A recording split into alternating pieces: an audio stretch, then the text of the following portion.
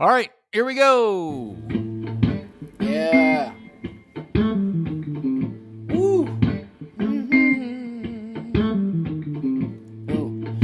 Third Degree, the Third Degree Net Podcast. Third Degree, the Third Degree Net Podcast. Third Degree, the Third Degree Net Podcast. Third Degree, the Third Degree Net Podcast. Third Degree, the podcast, is brought to you by listeners like you. If you enjoyed any of our coverage of FC Dallas over the years on this podcast or on the website, why not give us a little support at patreon.com/Third Degree. But now, as the market's expanding and all these new soccer teams are coming in, we're expanding our coverage, trying to give all of them the due justice they deserve.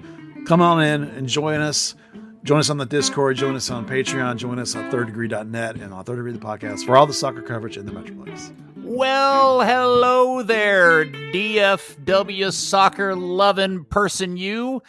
Welcome to another episode of Third Degree, the podcast. Do we like that one better? I don't know. I don't know. They're not curious enough. Yeah. Do I need to include the word curious? Does that need to stay? See, I think FC Dallas curious. I don't know. We'll think about it more. Anyway, hello, everybody. We're back. There he is, Dan Crooke. Howdy, Dan. Hello. Buzz Carrick, your hero, my hero, everybody's hero, editor, founder, thirddegree.net, and the original soccer influence. Howdy, Buzz. Hey, fellas, how is everybody this wonderful Monday evening? Pretty great. We got some more rain today, and I love it. I've been enjoying the temperature for sure. I have my windows open all day. Yes. I got lucky. My my condenser fan outside busted on Thursday, and they had to order the part. So I didn't have air conditioning downstairs all weekend. Perfect timing. Didn't need it. Yeah. Knock on wood. I got lucky there. Got lucky. We got lots to talk about today. We'll obviously get into Dallas Trinity and their game this week, North Texas, Texoma.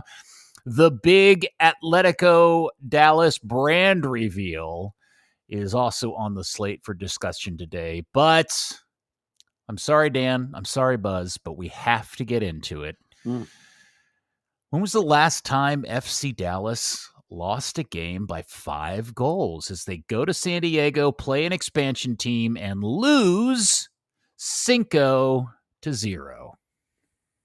That's a good question. I don't know the answer. I feel like there was a 6-1 or something game a couple of years ago. I don't remember for sure. Did you look it up?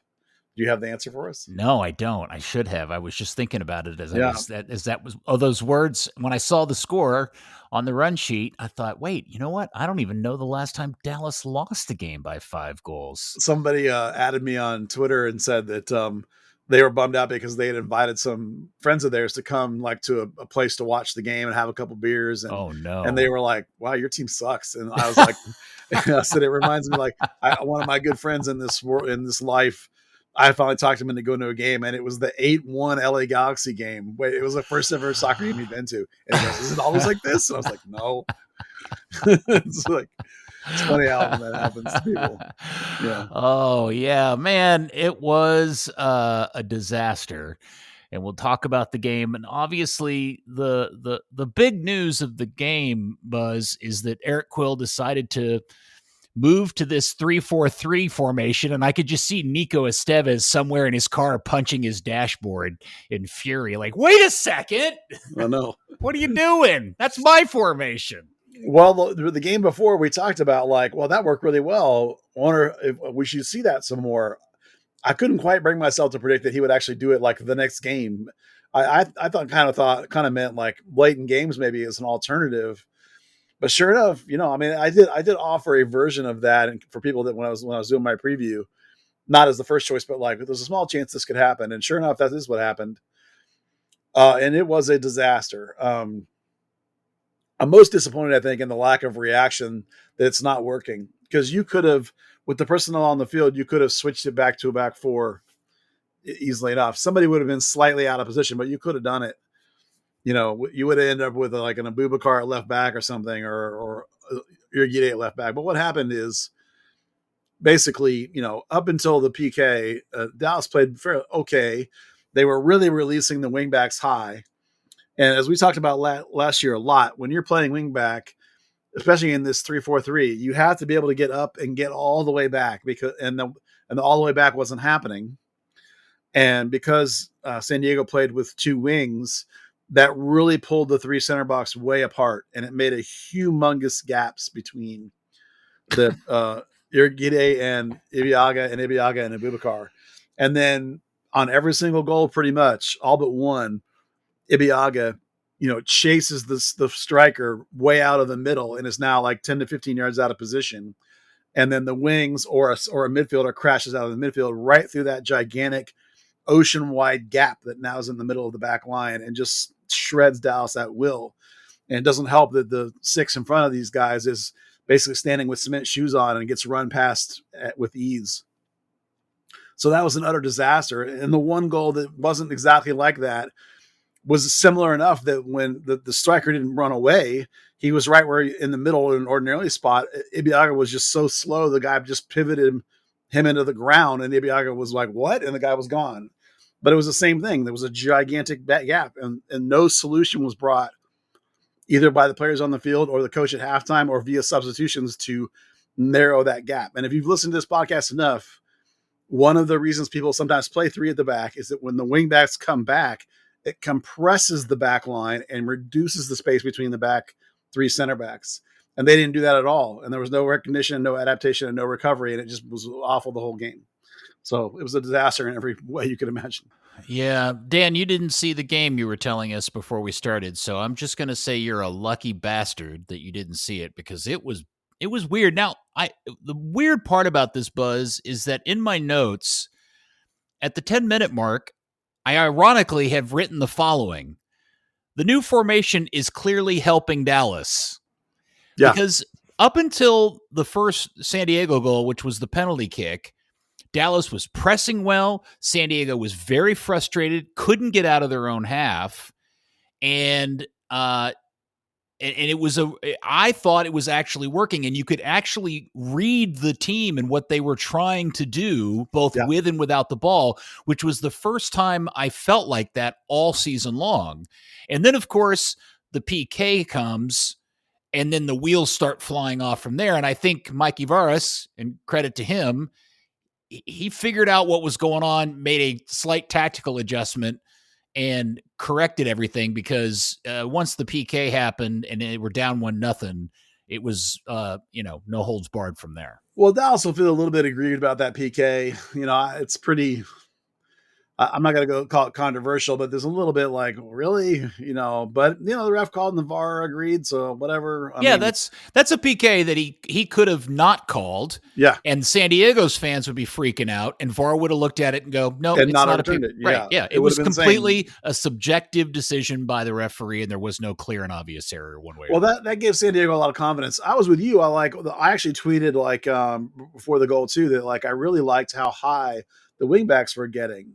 And that's what was helping overload the front ends. And it was Shaq Moore was more involved with build-up play up the right side than we've seen all year, probably because he had a center back there next to him, passing in the ball. That side looked better. There was more balance. Moore was getting vertical. On the other side, Anderson Julio was getting vertical. All that was great. But then nobody got back. And after the PK, San Diego opens the field up. Still nobody got back. And it just stayed open. It was just a cavernous situation for San Diego, who's a great transition team, to just run through. When Checo Lozano had just a stellar, incredible performance and was the league player of the match day, quite rightly.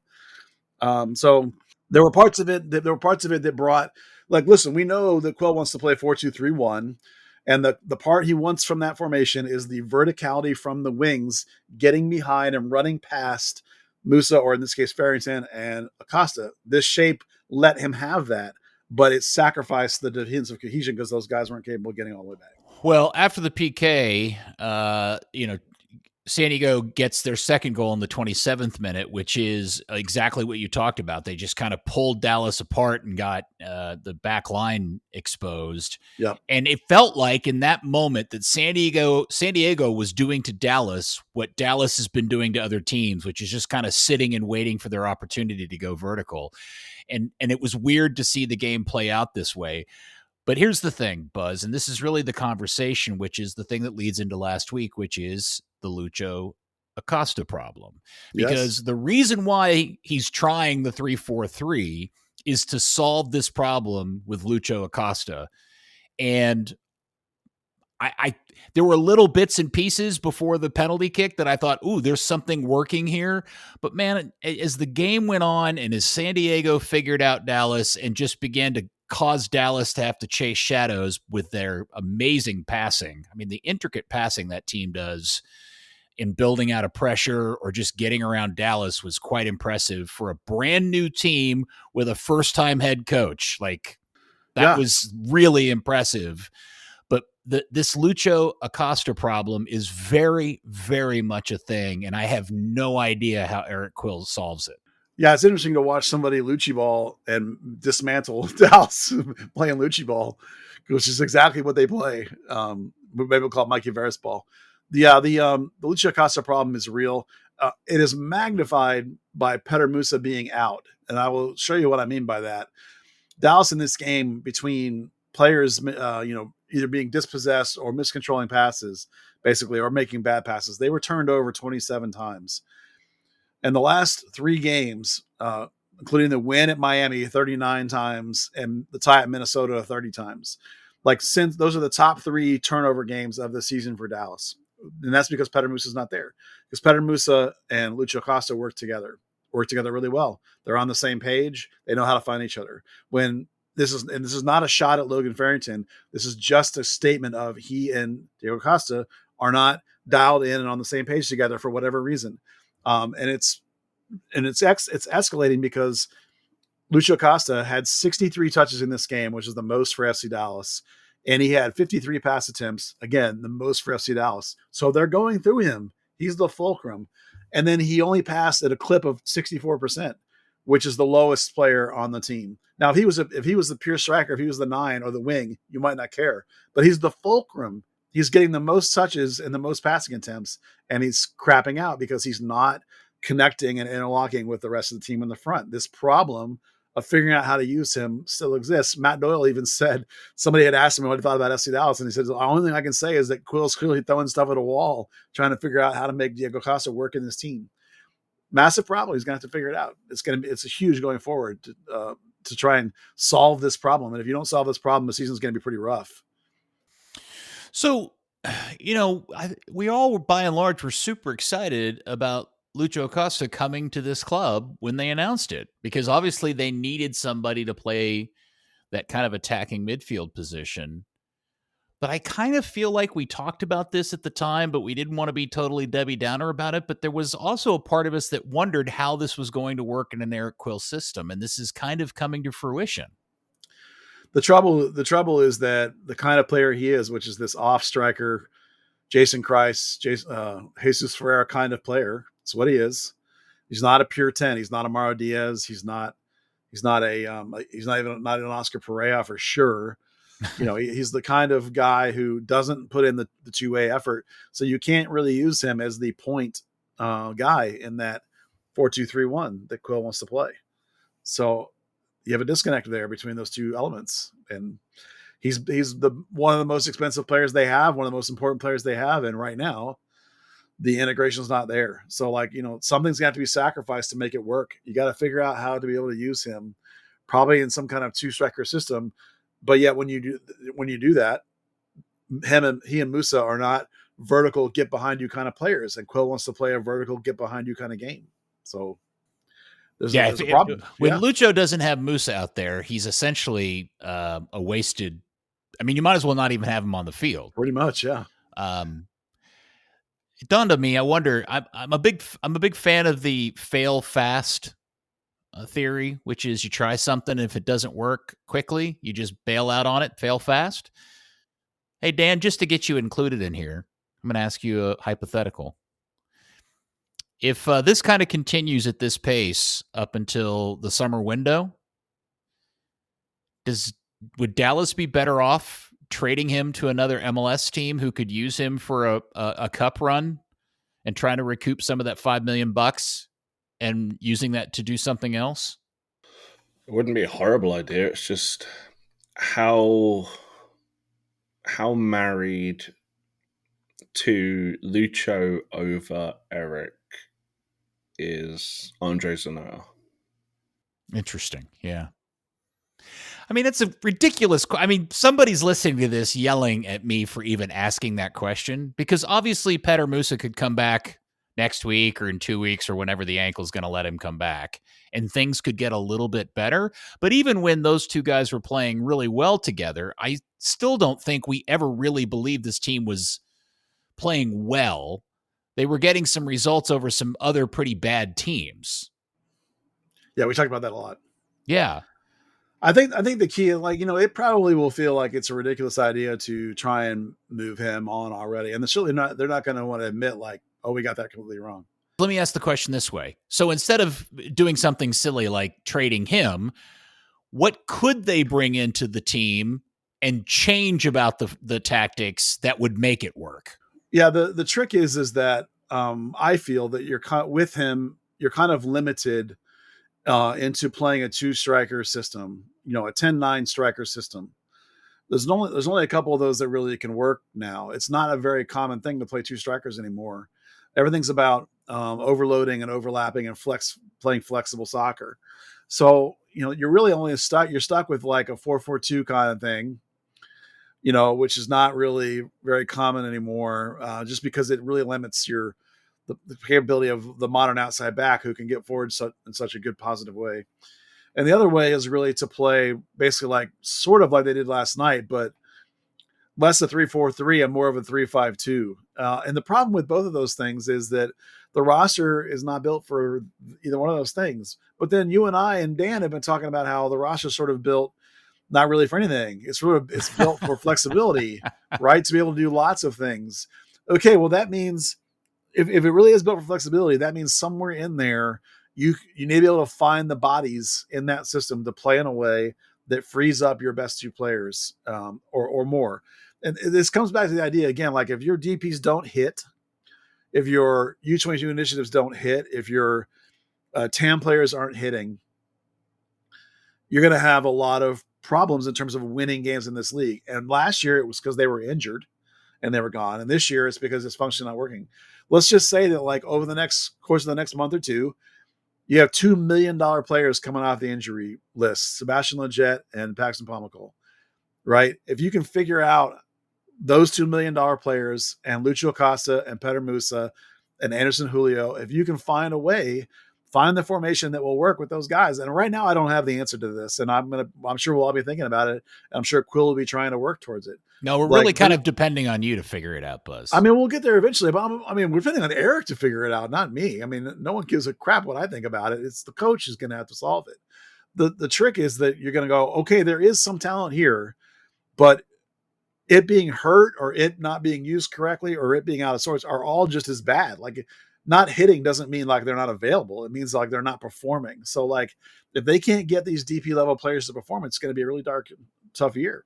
So this is what Quill's getting paid for, right? Quill is not the go get players guy. He's the coach the team to win games guy, right? So like in the medium term of this season, the answer is not going to be go get 4 wingbacks. This isn't Chelsea where I've got $20 million I can spend on per player and bring in like 8 players in the next window. I have no idea if Chelsea can do that. You know what I'm saying? Like this isn't a club where you can just go buy your way out of problems. So if you really want to go with wingbacks and play some kind of 3-5-2, who's going to be that 10? Maybe that could be Paxton. The real 10, maybe that could be Paxton. Maybe Paxton could be a real 10 in a 4-2-3-1. But then what do you do with Lucho? Maybe he's a false wing. Like they're going to have to play their way into a lot of these things to try and figure out how they could work. Like you can write them down on paper and it might sound cool, but then you got to go do it on the field, and that's harder. So why do you believe Quill didn't make the change in this game? Because all of us were sitting at home going, okay, Eric, it's 2-0, it's halftime. Just make the obvious change. Why do you think he stuck with it for 90 minutes when it clearly was the big problem? Is he just trying to make a point? No. I suppose he could be. Maybe he felt like he wanted to let guys kind of, fight in it. Maybe he really wanted to invest some time in this system and see if okay, it's not working. Maybe can we get it to work in this game? And maybe the game's lost. So like by halftime it's over, right? So maybe okay, let's work it. Let's see if it can actually be good for the last half or the last 30 minutes. I'll try some different guys and see if it can be good. I mean, you can look at, once a game is thrown away, you can use it as a tool to try and figure out, like, is there anything here that can help me? So that's all I can come up with is why he didn't try it. Because otherwise it would have been really easy to just, Norris is on the bench, right? Sub in Norris, go back 4.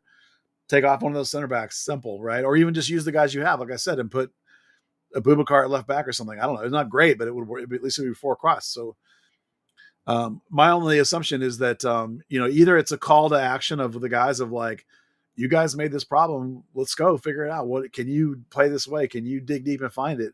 Or else he just wanted to test some things, I guess, because otherwise I don't really have an answer. Because the post-game press conference, he didn't really talk about that. He didn't talk about like why he didn't change it. He just talked about what went wrong, and that how they're going to have to try and work and analyze and stuff. So, I mean, I hope the answer isn't just like they didn't know what to do.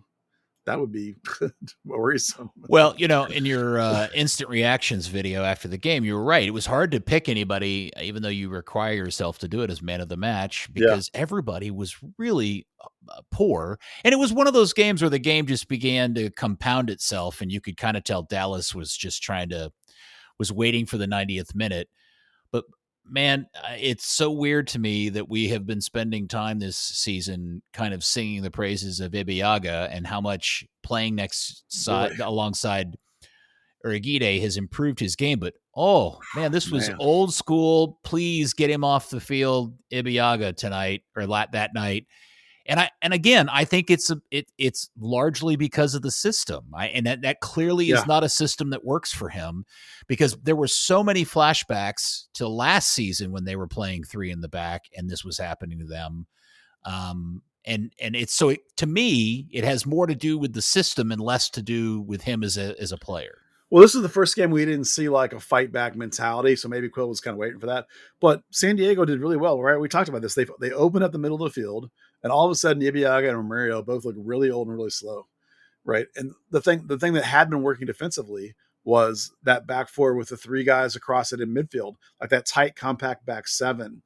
Tight spaces. When you had Kaique on your one side of Ramiro and you had Show or whoever else, Delgado at one point on the other side, so that those spaces were tight. There wasn't these huge gaps there. If you have those guys on islands and they're both super athletic and have great recovery space, like Urigide at center back and Ibeagha's position, he probably could have made some recovering runs there. If you had a midfielder that could cover immense ground, it could chase guys down. Maybe he could have solved a couple of those goals. I mean, still, it was so big that I almost don't know who you put in there that would have solved that part that much by themselves.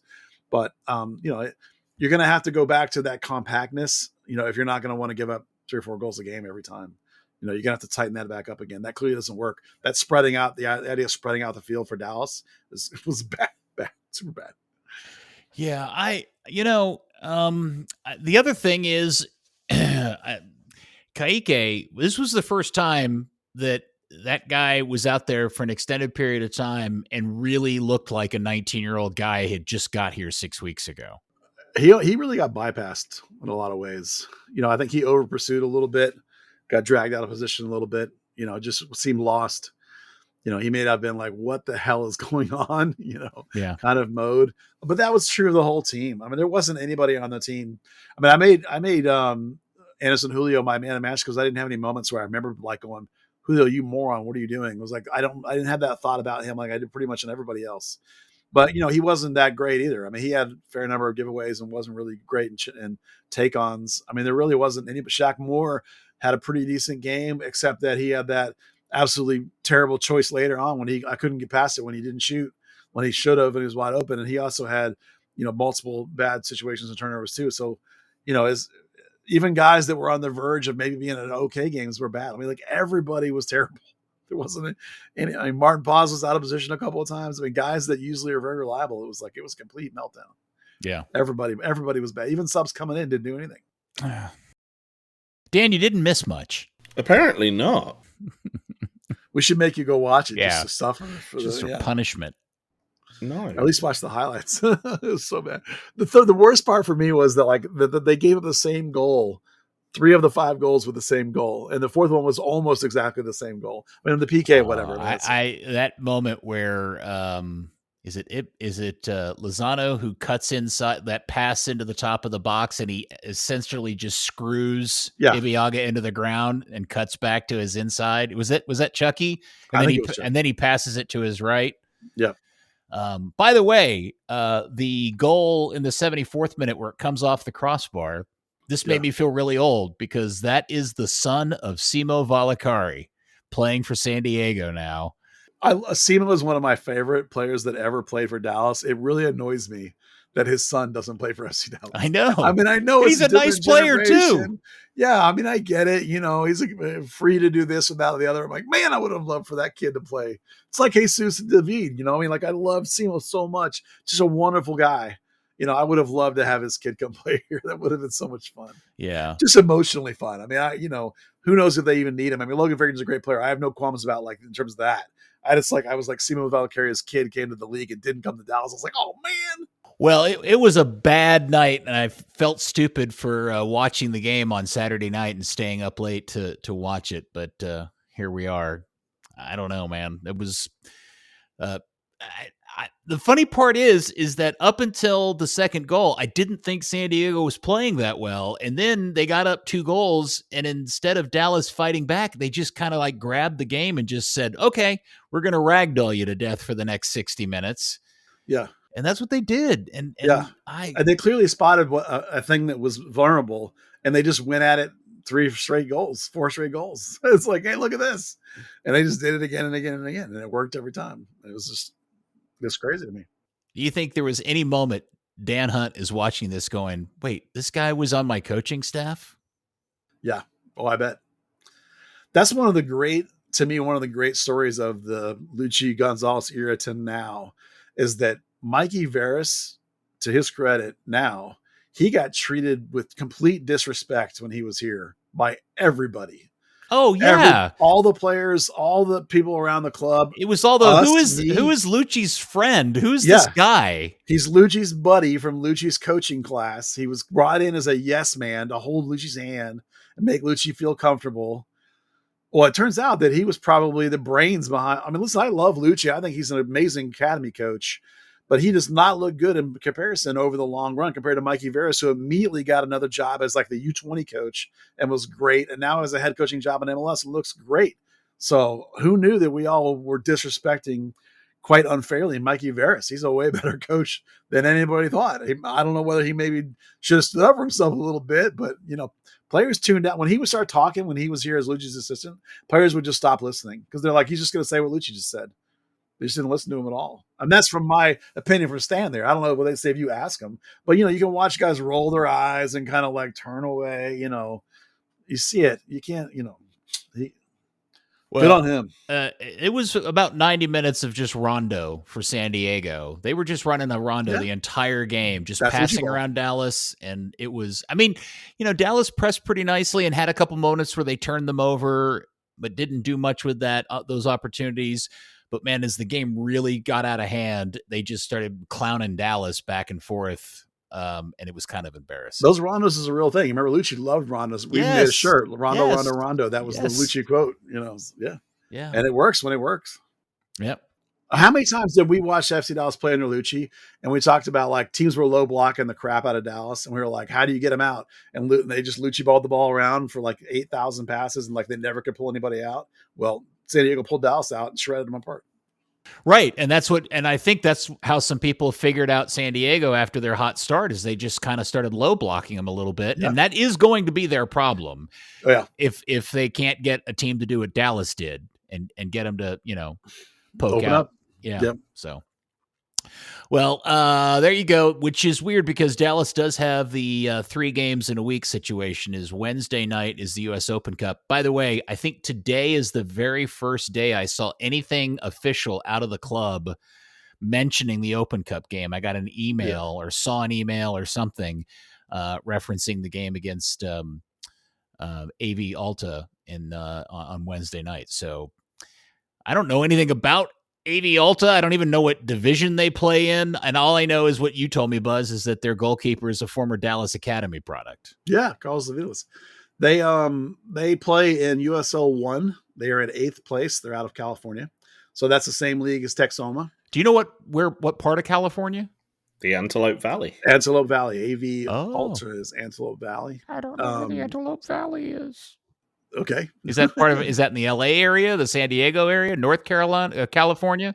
It borders Los Angeles County, but not okay. Los Angeles itself. All right. Yeah. So we don't know much about this team. The weird thing is they play Texoma on Saturday. Oh, so wow. They have a double. Yeah. Isn't that? Oh, no. Back in California. But still crazy that Texoma will face them. So like they're getting a Texas double. Which they can scout them on Wednesday in person. So yeah, come up. I'm sure they will. I think they're a bit of an interesting one because they got Brian Calaban, the former. Do you remember there was a bit of a scandal a couple of years ago about LA Galaxy firing their academy coach after they lost a couple of players to Europe? Turned out his brother was their agent, and there was a whole oh wow. I do kind of remember that. Yeah. Like, solid coach, did the whole Barcelona academy thing, interned at Barcelona, interned in Argentina, ran the Chivas USA Academy, went on Galaxy. He's the one that does all those 3-4-3 social media content deals. Yeah, solid coach in mind. Very much a Barcelona student, you know. He wants to play a high line. He wants to be really aggressive on the ball. He's got that kind of 4-3-3, 4-1-4-1 sort of shape. They have only had one game this season where their possession's been under 60%, but they're not really doing a ton with it. They have the fewest shots in USL League One. Somehow they have 22 fewer than Texoma even. So they play Lucci Ball. They play absolute Lucci Ball. But they're pretty efficient. Their shots on target percentage is like just under 50%. But they've had a bit of a weird run into this. They haven't had a league game since April 19th. Their game this past weekend got postponed due to some travel difficulties with weather in California, I think it was, or in Florida. It was Florida, actually. They were supposed to play Naples.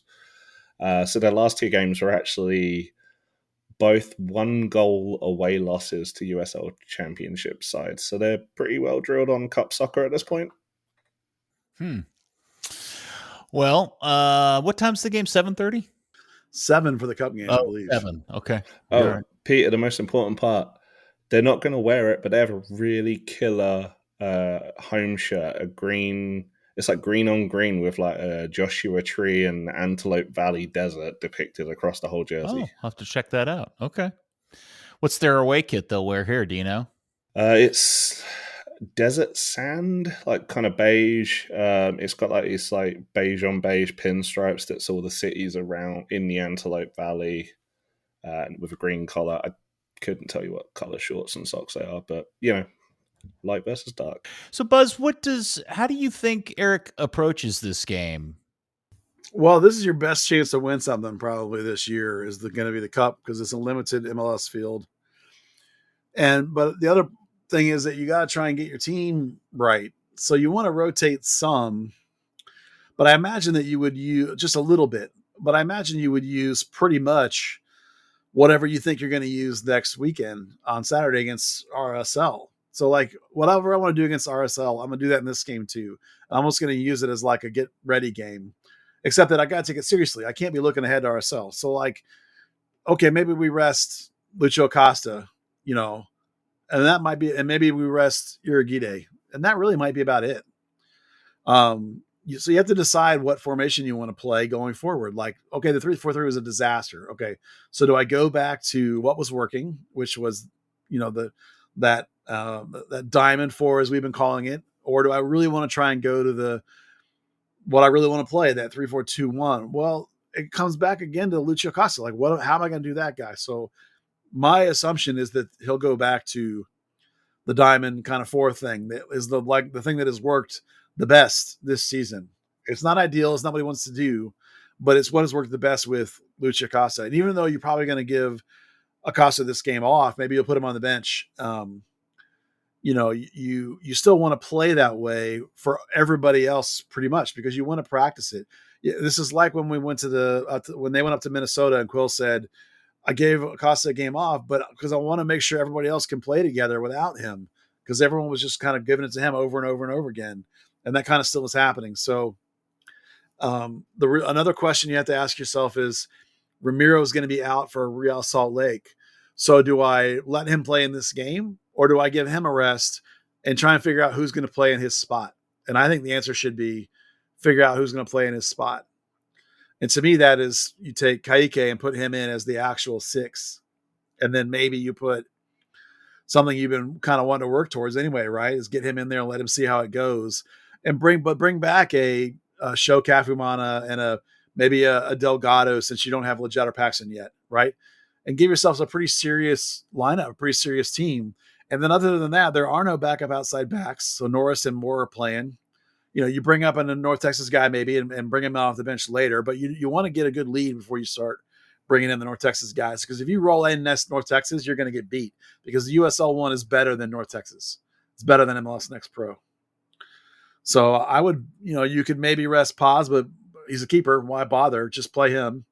Use Abubakar and the other Portuguese kid, the Alvaro Augusto, see what you got in there. And if he doesn't look that sharp, then you can bring in, Oz off the bench or something if you think you really need to. So I only see like 1 or 2 guys getting rotated, and I really think that you'll go back to that diamond and play Kaique as the single 6 and see how that goes. Because if it looks great, you can go use that going forward because you're going to have to do something this weekend with Ramiro out. You got to face Real Salt Lake without him.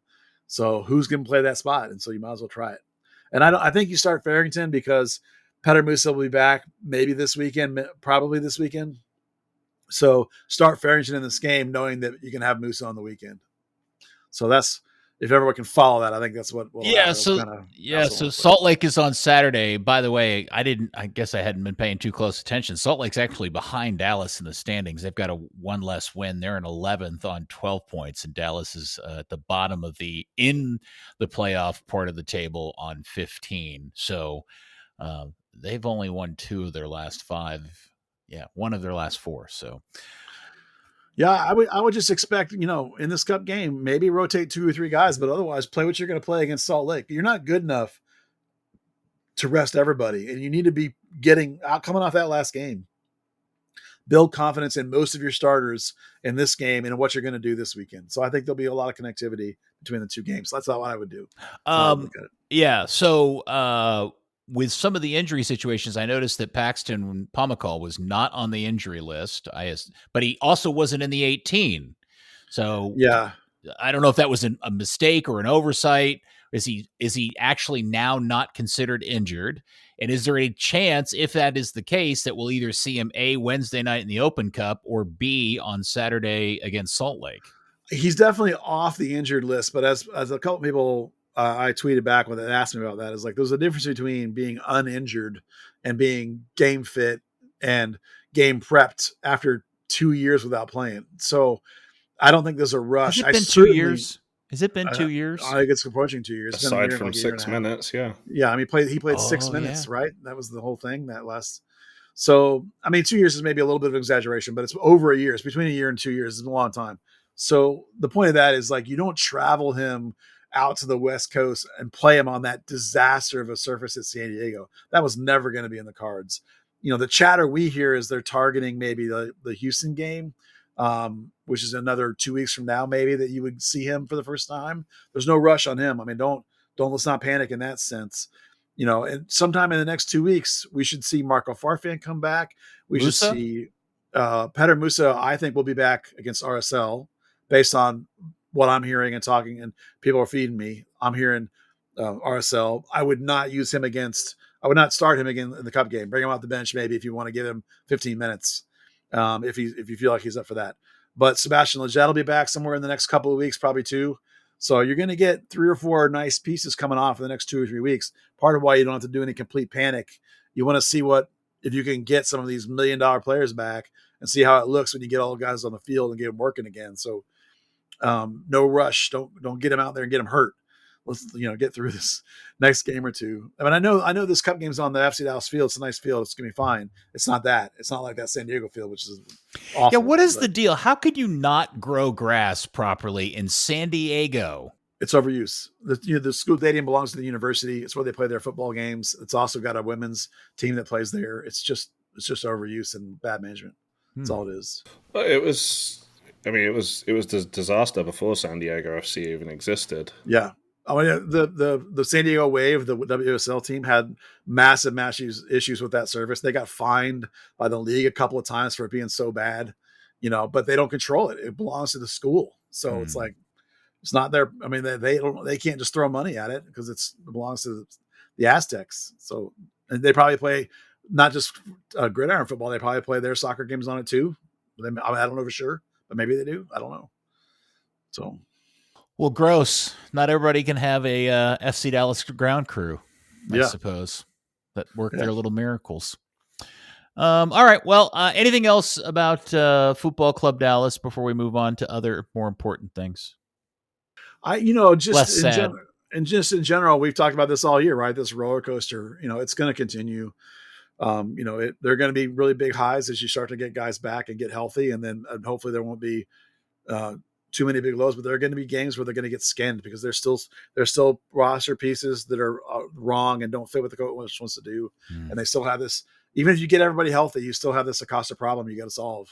So just ride it and enjoy the volatility. I mean, in a way, I think you can enjoy the volatility of it. And as long as you don't expect yourself to be in MLS Cup this year, you can still enjoy the season. It just feels like this club has been in a perpetual rebuild cycle now for 9 years. Yeah, since Oscar left. Yeah. Basically. Since 2016, 2017. Probably since Clavio passed, too. Yeah. Which may say something. Nuts. All right, Dallas Trinity had a home game against Tampa road game, against Tampa, who were issued the first red card in league history, which is pretty remarkable. I didn't realize there hadn't been a red card in the entire season for any team yet. I didn't either. Yeah, couldn't believe it when the commentator said that. And they repeated it a couple of times because they were flabbergasted by it. And I think it's appropriate that Amber Brooks, the warrior that she is, got kicked in the face. And that's what got the red card. And she was like, whatever, let's play. Oh, so the Tampa player got her money's worth. Oh, yeah. Okay. Yeah. I mean, was the ball was up by her head. The Tampa player raises her leg and jumps studs first for the ball. And then here comes Amber Brooks and it's smashed, cleats into the face. And it was a rough, it was fair. I mean, she didn't mean to do it. But I've met Amber Brooks and I suspect she's quietly kind of loved it. Yeah. Amber Brooks is a warrior. There's no question she was in the battles, but it's not like the girl tried to kick her on the face. She wasn't looking at Amber. She was looking at the ball, but still, when you kick someone in cleat first in the face, you're getting a red card. Yeah. There's only so much you can do, but to not get a single red card in the whole league until this point is somewhat amazing. Honestly. How did they lose that game? And I didn't watch it, but I'm just kind of surprised to hear Dallas lost, especially with a woman advantage. Yeah, well, they're still banged up a little bit. They traveled like on Friday, and then the game got canceled out on Saturday, and I think they even got stuck at the airport. Somebody said they slept in the airport. I can't verify that. They ended up having to be like checking out of their hotel at like 9 a.m. and then go sitting around the stadium all day so they can play this game. This league is so unstable. The weather cancels are happening way early. Well, it's like it's like now twice Dallas has had their game postponed because of travel due to weather issues. And I don't think, you just don't hear about that ever happening, and it's happened to them twice. Yeah, and it's not the only team it's happened to. So they got some ducks to iron out in that vein. But Dallas also played. Trinity also played a 3-4-3 more style, which takes a player out of the middle. So they sort of didn't have control of the middle of the park. And again, it was Brooks and Abion in there trying to hold it together without a third player. No Mismo for sure, but Hensel's playing on one wing and Lancaster's on the other. So like instead of that 3-5-2, it was the 3-4-3, and so they lost control of the middle. And even being up a man for like 75 minutes, they never really could get a hold of the game. Tampa pressed really hard all the time, all over the field, and Trinity just didn't have the energy. I really think that the travel got to them, and they were just worn out and just were sick of getting smashed all game long. And they outshot Tampa, but they did not get more shots on target. So they weren't creating really, it was just too clogged up, and they never really got clean chances. It's just, sometimes this happens, when you're down a man, sometimes you just really galvanize and fight for your team, I think really the biggest surprise out of this game was the realization that we've all been mispronouncing a player's name incorrectly, and that she has decided that she wants a particular syllable out of her name removed. So now it's Abagu. Yeah, I checked with PR on that, and we and everybody else, including all the broadcasters, had been saying Ubo Gagu. And then now, a month ago, apparently she decided to clarify for everybody that, and what they've been saying is Ubagu. But when I checked with PR today, they said that's not really quite right either. I think everyone is really struggling to pronounce her name. The PR guy says that there's a G-U-H in the middle of there, that she just says it really fast. Because there's a video of her pronouncing it. I know. He kind of was saying it's more like a boobagoo. Yeah, you can kind of hear it in that video that she says. It's a very quick, but yes, it's purely the emphasis. There's no like gars. Yeah, the ga that we were putting in there was wrong, but neither is the straight ubagoo is not right either. But I guess for her, it's more preferential. Yeah, it's closer to the ubogugu than. I mean, it's a tough one. I admit. I'm the old white guy here who can't get the name of the young black girl's name right, and I apologize, and I wish I could do better, but everyone is getting it wrong still, apparently. So okay, hopefully we can all get on this right page, and I think Ubagu is probably as close as I'm going to be able to get it. I don't know.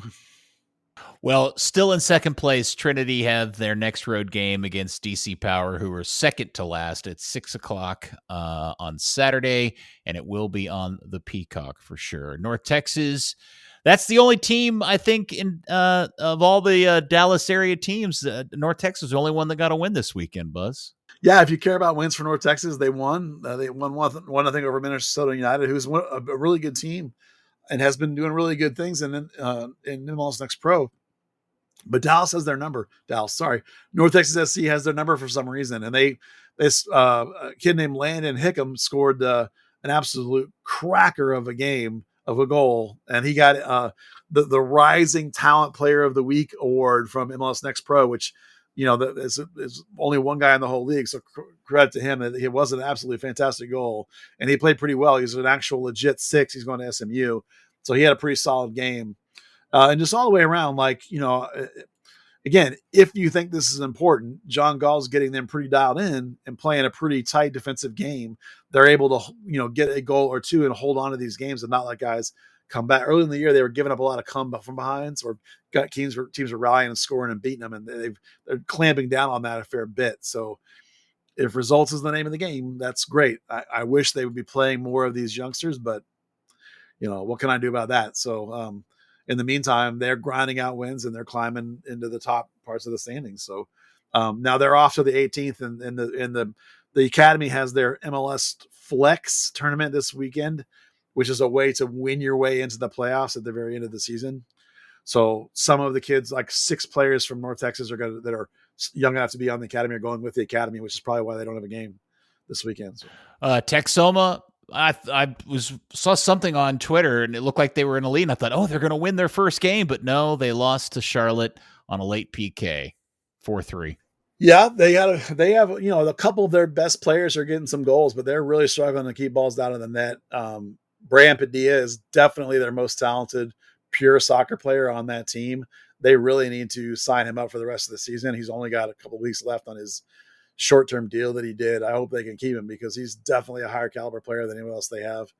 But their next 2 or 3 best players got goals in this game, and so they had a chance to get it, and they didn't. Are those games available to watch stream anywhere? Yeah, on ESPN Plus. Yeah, I watched the first half of this one until I had to bail out. But And that leads me into asking the question, when do the seasons for like the Vaqueros, Chupacabras, Diablos, and those guys, have those already started? We're just not talking about them, or? No, they start at the end of this month, I believe. Okay. I don't have that schedule in front of me, but don't worry about it. We'll worry about it when it gets closer. Yeah. All right. mean, they're in the phase of announcing all their players, and they've announced, most of those teams have announced about half of their players. Keep in mind that they're mostly staffed by college kids. So when those kids are done for the end of the school year, which is in the next couple of weeks, right? Mid-May, roughly. I haven't been in college in a long time. So the season will start, end of May, I think they start, give or take. Yeah. Yeah, 17th for Denton. They play 8 or 10 games over the course of a month and a half, 2 months, in the summer, basically. And what'll be fun to watch, and we'll pay attention to, of course, is that this is the first time that FC Dallas is going to run a U23 team in one of these leagues. It's called the Leagues for Clubs. And so it'll be fascinating to me to watch who comes back to that team from FC Dallas Academy that's in colleges or whatever, or what they do with that team. It's brand new for FC Dallas, and they've never done it before. So it'll be fun to sort of scope that out and analyze that, see what's going on there. I think we may need to see what the FC Dallas schedule's like on May 24th, because McKinney Chupacabras host Denton Diablos. That'd be a fun one. Yeah. I definitely need to get to one game at McKinney, see what that deal's about there, for sure. All right. So, ironically, we're recording this on Monday evening. Earlier today on the station the Kick Around airs, The Ticket, the afternoon show, #1 rated, big time, hoity-toity radio show, The Hardline. What is this ticket you speak of, Peter? I'm not aware of.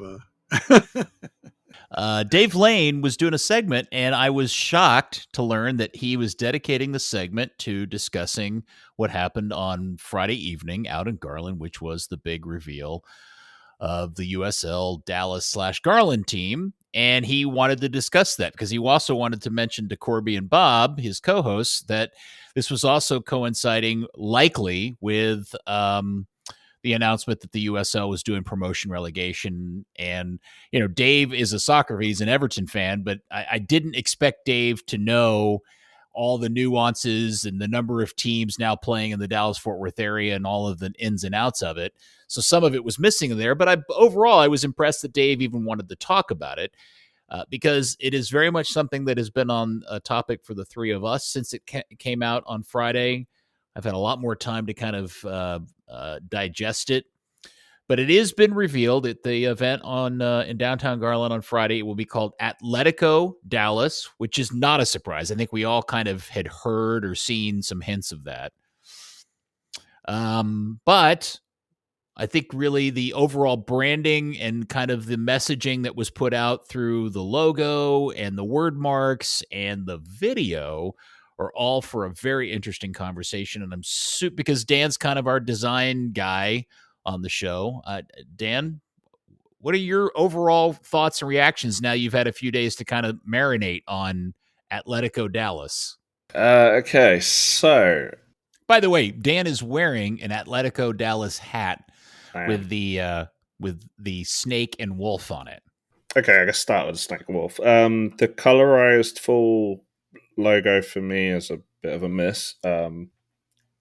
Heraldry is not something that's in North Texas or in the US as a whole. It's a little bit... When you say heraldry, can you explain what you mean by that for people that don't know what that term means? Yeah, so this is coats of arms, official crests, things like that. So if you look at some state flags in the Northeast, where it kind of dates back to the 13 colonies, they have a heraldic symbol of the different animals and different aspects that mean certain things, like little clamshells and whatnot.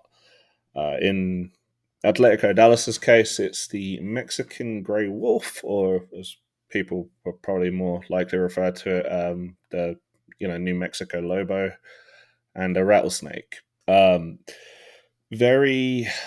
so one of the first rules of branding in soccer, if you can't draw the logo, it's too complicated. And this is a logo that looks like an oil painting. There's a lot of relief, a lot of shading, a lot of shadowing. It's very, very, very complex. It's very ornate. Yeah, and then it's now I think the subjects, honestly, going through the evening, I was sitting with Arman a couple hours after the event, and there's people walking around with the t-shirts, and both sort of said, "Yeah, the wolf's really growing on me." I think they've got a version that's just monochrome. It's just flat. It lacks the shading. It lacks a lot of the detail. It's simplistic, and it looks really cool.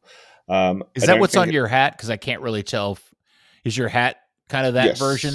Yeah, exactly. It's that without the shield part. It's just yeah, the animals. And I think the shape of the shield is a little bit of an odd one. It's kind of like there is a Photoshop clip art pack that has that shield in it.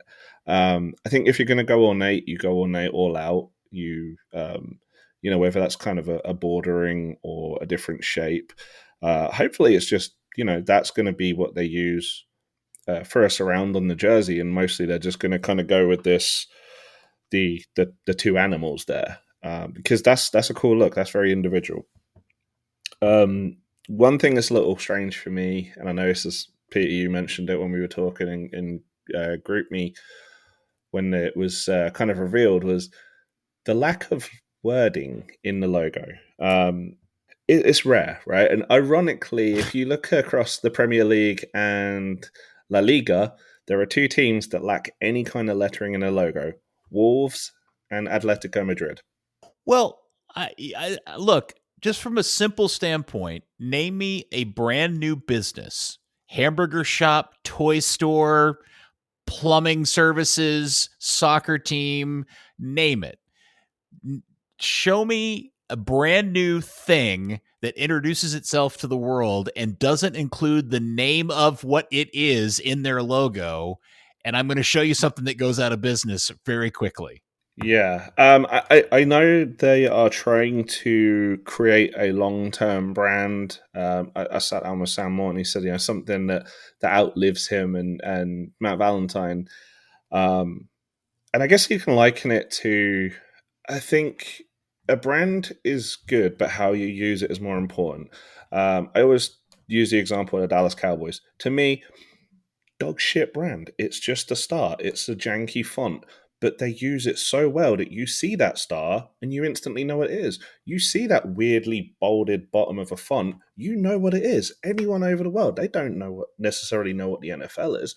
They might have just seen a clip of Little Giants or something, but they know what it is. Right. So that's their goal on a much smaller level, and fair play to them. It's just how they use it. Yeah, I saw a lot of pictures from the event, and I saw a lot of shirts that said Atlético Dallas mixed with the logo of the snake and the wolf, and that absolutely looked better. Although I also saw the word mark done in different fonts, which confused me, depending on what shirt you were looking at. Yeah, they're this really cool hoodie that's got this. Sam told me it was a custom font they had made, but it's a very like Arial black, sort of very bold, very clear font, and it looks so good. Yeah. Because the other font they're using is just Times New Roman with the serifs extended a little bit. It's not that interesting. I think for the funny thing I found was, I was looking at the USL subreddit, and there were, very mixed reaction. Some people absolutely loved it. Some people hated it. Some people loved the name, but not the logo. Some people hate the name, but love the logo. And there were two comments that kind of caught my eye. One was, it's not the worst branding ever, but it feels as if it's trying a little too hard to have the vibe of more than just a soccer club. And another one was, if this was MLS, everyone here would be roasting it, and rightly so. Buzz, we talked about this at the event. They've got 2 years until they kick a ball. They've got time to kind of figure out, to gauge this reaction, figure out what they want to change, to kind of shape it in a way, whether it is drop the shield shape, whether it is maybe, hey, go a little less complex, simplify the animals a little bit, maybe have just the flat blue, the flat silver, the flat black, whatever you want it to be. I had the impression from talking to them. I know for a fact that they have lots of variations of these logos. And I'm with you guys. The ornate one, I don't like. The flat one, I love. The color palette, I love. I really like the name. I think that's a traditional soccer name that makes a lot of sense that no one has used in this country, really, not on a big level. There's been some local teams, but I got a sense from them that they had a whole bunch of different versions and variations and plays on this thing. And there's a big talk from them about community and in a sense of like how people react to things and how people adapt things and how people use things. And I kind of walked away with like this. And if you look at their stuff, like lots of the stuff has different that they have available now. It's almost every single piece has got a different version of the logo or the word mark or how it's used or how it's laid out. Like they're giving you lots of things. The video has like they had the guys that they had march in, they had all these flags made with different versions of this, that. So I kind of am walking away with this idea that from them that they're going to throw all these things out there and just see how people react, see how people use it, see how it gets, what people feed off of and get excited about, and then lean into those ideas. Like whatever gets people motivated and fired up and gets people juiced up about this team, then we're going to go with that and grow with that. And they really are leaning hard into the East Dallas, right North Dallas, a lot of Hispanic flavors, and everything's in both languages, so it's going to be, I think it's going to have an organic element. And so over the next 2 years, Dan, you might be right. It might evolve in some ways in terms of how they use it. And organic is exactly something I was going to mention. So I was talking to Sam, and I just asked him, hey, nickname. What's do you have any kind of plans with that? Because Atletico is always going to mean Atletico Madrid. It always is. Dallas is going to be FC Dallas. It might be Dallas Trinity in the USL landscape. You kind of can't necessarily rely on everything being Atletico Dallas. And he said, hey, look, we don't want to impose a nickname. We want it to be organic. And exactly that, people are going to kind of... Lamar Hunt said the same thing in 2003, by the way. Did he really? Yes. I mean, that's unfortunately, they then gained a nickname and they decided to ruin it. And then they pushed another one and nobody wanted to use it. So I don't know. But to me, it's the way that they're looking at it is quite an old school approach. And Manchester United didn't call themselves Red Devils. That was French journalists and then fans back in the 30s took it on and were like, oh, that's really cool. And then over time, that became the team's brand. And they've got a chance to do that. Hopefully no one just goes, hey, wolves, hey, snakes, hey, lobos, or Texas topaz or whatever. But yeah, hopefully something cool comes out of it. My immediate reaction was one of confusion, because when I saw all the stuff on Friday before the embargo was lifted, I was immediately thrown off because I just from just a fundamental point of establishing an identity for your brand new club and putting something in your logo that makes sense to like why this is in your logo. I don't understand A, why there's a wolf, and B, why there's a snake, and C, more importantly, why they're fighting against each other. Like, I don't know what that has to do with anything with Dallas culture, Garland culture, soccer culture. Like, none of that makes any sense to me. And then the video, I thought, was even more weird and so moody. Let me say this. The production value of the video was really, really good. I was really impressed with the production quality. But the story of the guy telling the story, the fable about the wolf and the snake that his grandfather, that didn't help explain it in any way. They never connected those things together. Like if you just look at the FC Dallas logo, the brand, you get it. It's a longhorn. The Preston Trail runs through Frisco. They used to run cattle through there. That makes sense. A snake and a wolf fighting each other doesn't make any sense. And then they keep throwing out these weird little social media haikus that I think they think explains it, but it just confuses me even more. All right. So all of that I find weird. I will say there's a weird optical illusion going, because every time I look at that badge, the black with the blue, or the black with the silver? The silver, yeah. The black with the blue makes the silver look pinkish to me. Is it doing it to you guys too? Yeah, it does. Yeah, but that only shows on the embossed fancy version. On the flat version, that doesn't happen. So when I first saw the logo, I went, the colors are pink, blue, and black. And I thought, okay, that's interesting. And then it's actually silver. And I'm like, well, it doesn't look silver. So, all right. So all of that aside, let me just, so all of the practicalities of violating branding 101 and a long list of those things aside, because after watching the video from the event and really thinking about it and hearing some of the quotes and reading some of the quotes that you guys got from all of this, something became very clear to me, which is, as I have gotten older at the age of whatever I'm at, so many of the things, the fundamentals that I was taught that were important to things being successful, from creating content or establishing businesses and branding, have fallen away by the wayside. Like, things that I thought were really important and mattered in things being successful aren't that way anymore.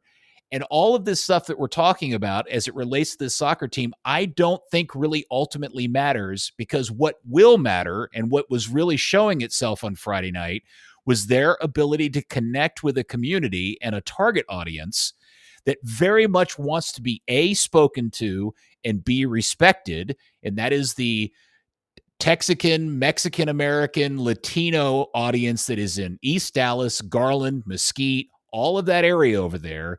And that is, for a 10,000 seat or 15,000 seat stadium, man, that is a deep well of opportunity for those guys. And as long as they make that connection, whatever the colors or branding is, I don't think that audience cares. They just want to be, they want to be catered to. And I think that was the starts of it on Friday night.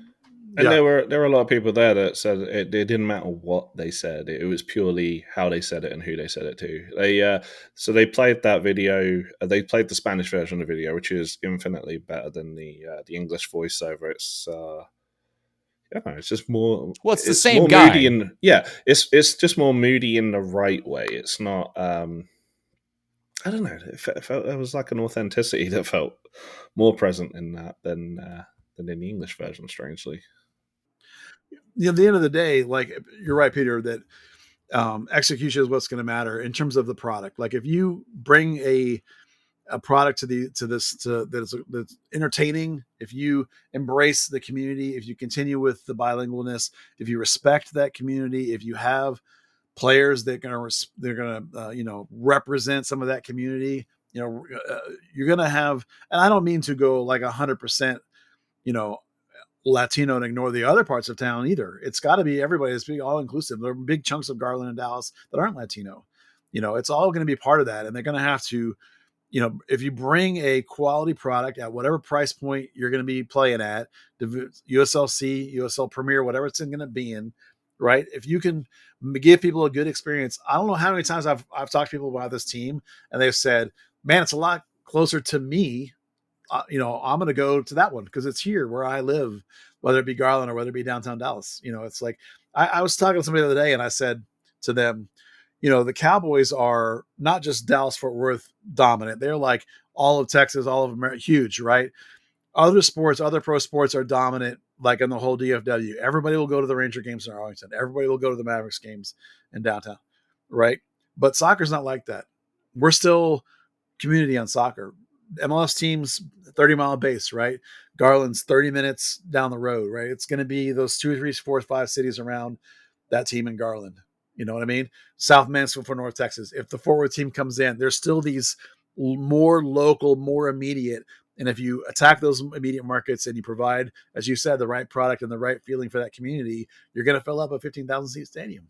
I think one thing I would love to mention, something I think that they've done absolutely wonderfully that Dallas Trinity did not. Dallas Trinity, I think, is a little bit exclusionary with their merchandise. Everything is, there's a lot of stuff that's more expensive than FC Dallas, which doesn't make any sense to me. There's no like entry point. And then it's like, you pay $50 for a Gildan t-shirt with a screen print. With the merchandise for Atlético Dallas, not even taking price point into it, they paid all the extra money to have like all of the custom labeling. So Buzz, you've obviously got this hat too. Yep. It's got 1841 etched into the little strap on the back. If you look at the liner inside, it says Atlético Dallas, Somos Dallas, it's all it's got a little blue topaz blue tag on the inside. The t-shirts have like the custom label, so there's no Gildan or jerseys or any of those kind of brands that, hey, I can go to Michael's and pick this t-shirt up for $6. It's like very, very good. The embroidery quality looks quality on some of the stuff too. Well, it's fun. It's been fun to talk about, and it's been interesting to watch kind of play itself out. And obviously it did enough to get, the number one afternoon show on Dallas Fort Worth radio to talk about it today. And so that was cool too. So I think the really most valid thing that has been brought up is the fact that this thing doesn't launch for 2 years. And what we saw on Friday could look very different by the time they get around to launching this thing. And, best of luck to them. We all want it to be successful. So, well, not everybody, because I don't think, Now we turn our attention to Fort Worth and see when that thing launches. Yeah. It's a whole different deal. Well, good fun. Well, I'm glad you guys got to go and had a good time. It was at least some of the scenes and some of the video and clips and stuff that I saw look like it turned out to be okay. Everybody was asking for you. Not a single person asked you where I was. Oh, no. Yeah. Oh, okay. Like 5 or 6 different people asked me where you were. It was very sweet. Because Dan and I were there together. People were like, "Where's Peter?" And I was like, the three amigos. Yeah. We should have showed up with our sombreros. Yeah. Fascinating. Okay. Yeah, because I was building this list back up for to send it to Corby, Bob, and Dan just so they could understand. And I was rewriting the list of all the teams in the different tiers, and it's like 11 teams, although the Outlaws are going away, so we'll be back to 10. So it's not official yet, but we all think it is. Yeah. Yeah. Crazy. Yeah. When you include South Star, people don't know who South Star is. Well, I don't even have South Star in that list. Oh, you don't know? Okay. No, which one is South Star? South Star is the WPSL Women's Pro League. That's Division III women's. Crap. There's no. Where do they Division play? They'll be Division 2 eventually. Yeah, right now in America, there's no Division II in the women's soccer, game. right? Yeah. Where does South Star play? I don't know. This is the team that Quill's wife used to coach. They were based out of Fort Worth. They've moved a couple of times, but I think they're. If people aren't familiar, there's no women's Division II right now. USL Super League, which is Trinity, is Division I, and NWSL, which there's not a team here in Dallas, is Division I, and then Division III is WPSL Pro, which is teams that are probably similar to NPSL or USL2. They're semi-pro teams. So eventually there's going to be a Division II women's. Yeah, NWSL said they're launching in it. Yeah, and I think that WPSL I think is going up, I think at some point, or USL's coming down. Anyway, there'll be Division II leagues eventually. Okay. Yeah. And they're not right now. WPSL Pro will be the Division II league. WPSL itself is. That's probably why I put them on the list, was because they're going to eventually be this Division II team. So confusing. Absolutely. Yeah, there's a lot. I mean, that's what I mean about the community-ness of these teams. Did you get me a hat? For the I barely got myself a hat. Oh, okay. We'll get you one eventually. I'll get my own hat. Don't worry. Yeah. I don't even wear hats. I don't either. Dan does though. Sometimes. You look good in a hat, Dan. I gotta say, that's a snazzy hat. That's a good one. Although it dawned on me tonight after thinking about the hardline stuff. This is only a joke some people are going to get. It dawned on me for the first time after 4 days of staring at it.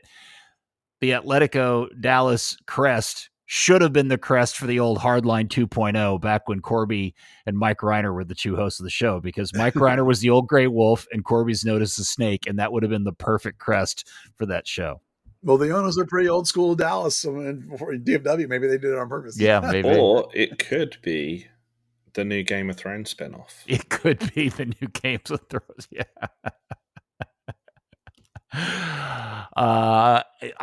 Life will be complete if somehow, some way they connect and tell the story of the snake and the wolf and why that relates to all of this. I'm just hoping there's a payoff someday. That's what I'm hoping for. I mean, it's that kind of reverse engineered symbolism, right? Telling a story. I know, like they're talking about the wolves represent friendliness and community, and the snake represents like fast attack on the field, which that's cool. That doesn't need like a convoluted story about, my ancestor told me this, that, and the other. It just needs to be, this is what it represents. Going back to Man United, the French people start calling Man United Red Devils because they played in red and were very dominant. They terrorized teams. That's cool. That doesn't need a story. Well, right now the logo just looks like my two corgis going after each other when one tries to butt into the other one's dog food bowl. Two corgis would be a great logo. God, that would be so awesome. Snarling at each other. Wiggle Butt FC. That's done. There you go. Sorry, SC. We've got too many FCs. That's in right, America. for sure. Yeah. Okay. I keep wanting to call San Diego SC. I kept wanting to. Talk about trash logos. Oh my God. That's the worst logo. All right. Wednesday night up at the Toyota Stadium Open Cup game. What's the over and under in attendance, Buzz? 500? Oh, no, they've done a little bit better the last couple of years. But, the reason they don't promo that stuff is because it's a stinker monetarily. But it won't be over 5,000. I'm going to say like 2,500. Okay. Yeah, it's normally like 2,000, right? Yeah. Right. I wish I'd go back to the university tour. That was so much fun. Yeah, I mean, they used to use it as a vehicle to get around town and get to other segments of this population of DFW. But was it 97 they played an Open Cup game in Duncanville High School? Old Panther Stadium. Yeah. That's the game against Seattle Sounders Select Division 4 when Billy Sleeth, of all people, single-handedly kicked the snot out of the burn and got himself an MLS contract out of it. That's right. Remember he kicked the tar out of Chad Deering in that game, if you remember. Yes. Not literally kicked him, just dominated that game. It was bizarre. I've never seen anything like it. Division 4 team. Because Dallas didn't really rotate very heavily in that game. There was a bunch of starters. Oscar and Chad were out there. They got run over by that team. It's crazy. All right, boys. Well, this was a good chat. Yeah. It was a chat. I like talking soccer branding way more than talking about FC Dallas losing 5-0. Man, anything so better talking about that game. That game was, Dad, you got to watch it. I think it's important that you go see it. I don't want to. I think you really need to. I checked my phone at 90 minutes. I saw the score. I was like, I have no intention of ever seeing this. I'm just not good. Bad. Look, on Saturday, two teams that I follow very closely conceded 5 goals each, and one of them no longer plays in a league. Sorry, Dan. I meant to mention poor Luton. Double relegation. It's bollocks. It's all bollocks. It's bollocks. But you've got to be one of the favorites to get promoted next year. Oh, like this year, you mean? Yeah. Dan, are you guys going to do 5th division all the way to Premier League, all the way back to 5th division? Is that what's in the cards? Maybe if the owners stop doing a Jerry Jones, that won't happen. If they keep doing a Jerry Jones, then yes. Have they started the new stadium yet? There is. So you know how the answer machinery. Clearly, the answer is no. That's all I.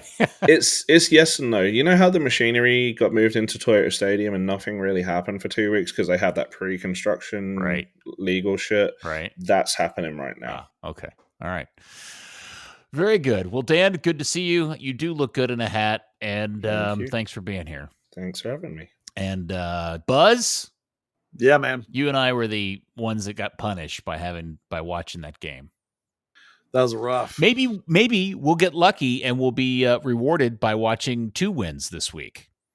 We very well could. Yeah. Yeah. They should be. Two home games. You got to win both of them. That's right. By the way, should we tag on who nailed the over under for points on the 3 games? Okay, you nailed it. You did the 4 point. The over and under for the 3 road games was 4 points. You took the push. Dan took the under, and I took the over. Yep. Nailed it. I forgot about that. All right. That paid off. All right. Well, listen, fans, it should get better. As Jason Christ Superstar says, chin up, lads. Chin up. Maybe we'll get them next time. Yeah. Yep. Well, thank you, boys. Good times. All right. Third Degree, the podcast is brought to you by listeners like you. If you enjoyed any of our coverage of FC Dallas over the years on this podcast or on the website, why not give us a little support at patreon.com/Third Degree. But now, as the market's expanding and all these new soccer teams are coming in, we're expanding our coverage, trying to give all of them the due justice they deserve. Come on in and join us. Join us on the Discord. Join us on Patreon. Join us on thirddegree.net and on Third Degree the podcast for all the soccer coverage in the Metroplex. And thank you, FC Dallas, or excuse me, and thank you, DFW, soccer loving and interested type sorts of people. So smooth. Something like that. So professional. I'm workshopping it. Give me a break, man. I'm workshopping it. Yeah, that was a 5-0. Just now. We'll speak to you next week on another episode of Third Degree, the podcast. It's curious. Third Degree, the Third Degree Net Podcast. Third Degree, the Third Degree Net Podcast. Third Degree, the Third Degree Net Podcast. Third Degree, the Third Degree Net Podcast.